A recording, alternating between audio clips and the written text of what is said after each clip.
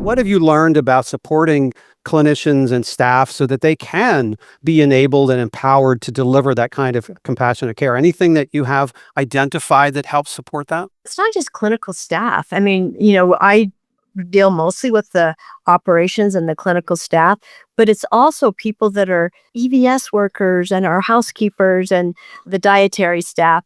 All of these folks have an impact and they've made an impact and they continue to want to make a differentiating experience for that patient through human kindness. And we offer this opportunity for them to go to retreats and to learn how to make that connection, how to listen to people, how to truly show empathy, how to, connect on a level that's human versus sitting behind a computer and do what historically has been a very huge part of, that care interaction. So we're really trying to humanize that experience with all of these different ways in which we teach human kindness, respect, how to show respect, empathy, listening, and then just kindness with people. And an unintended consequence is teams love that. Caregivers want that feeling of they're making a difference. It's teamwork, and it's also just why we went into healthcare to begin with. And that's exactly what we're hearing to caregivers and clinicians that we talk to, is that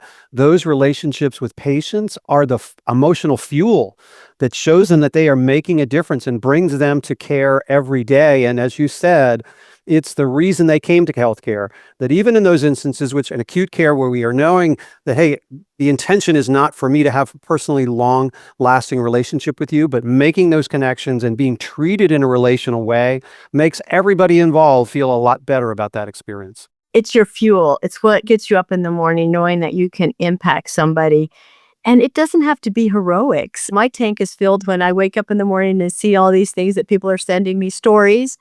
And I just heard one last week that was about 2 leaders rounding on a med-surg unit that understood from talking to the patient that he was extremely stressed. He was a student and he needed to give a presentation at an accounting class.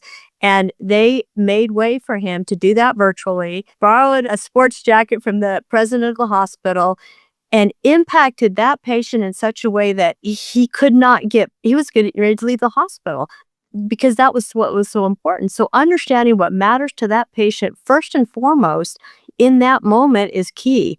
You're not going to get to healing medically or physically until you understand what's important. And I love age-friendly healthcare. I mean, one of the 4 M's is what matters to you.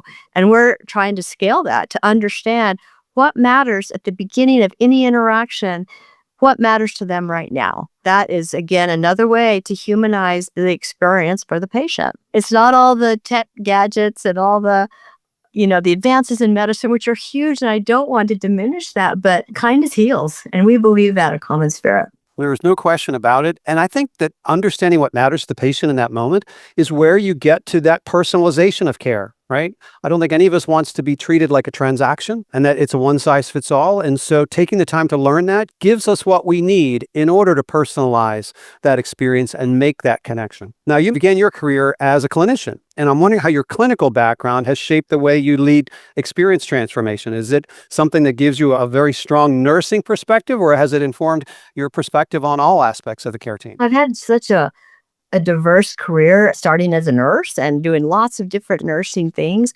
but understanding how to lead initiatives at scale, I lean on my background as an advanced practice nurse to really understand how to do that, how to do things at scale with evidence-based practices and standardization. And, early on, just putting standardized order sets together for patients is the first thing we did to standardize care. So learning how to do that and impacting patients at scale, both medically and in nursing, was a great foundation for me to understand how to do things at scale. So that has been, a huge learning experience for me and leadership to be able to influence large populations of the people we serve. And so I think that doing things at scale, I learned that from nursing. And also to rely on a team. That's the other thing that's so huge about nursing is you have to have a team around you. It's a care team. It's not one person. And Nurses are so good at teamwork. It takes a care team and everybody in that moment to understand and to take care of that patient or that consumer or that whomever, or each other. And I've also learned from nursing that when you do things as a team, you're taking care of each other. I got you. I got your back. Go take a break. I got you. And so that level of teamwork is what is so necessary. And this happened years ago, but it's still relevant today. The teams and the idea of understanding what's important to that patient and then doing that as a team. That's a great insight and a great segue to my next question. And that is, experienced leaders often have to influence change without direct authority, right? Operational authority. And I'm wondering what leadership skills are most important in your view for chief patient experience officers. Is teamwork one of them? And if so, what else? Teamwork is key. And then you've got to have influence and you've got to understand. And I think this, again, I rely on my clinical background for. You have to understand what the challenges are at the bedside in that clinic for credibility's sake, I think. I mean, this is my bias, is that understanding what a short-staffed unit looks like when you've got a charge nurse or a manager, taking a patient assignment because there's nobody else.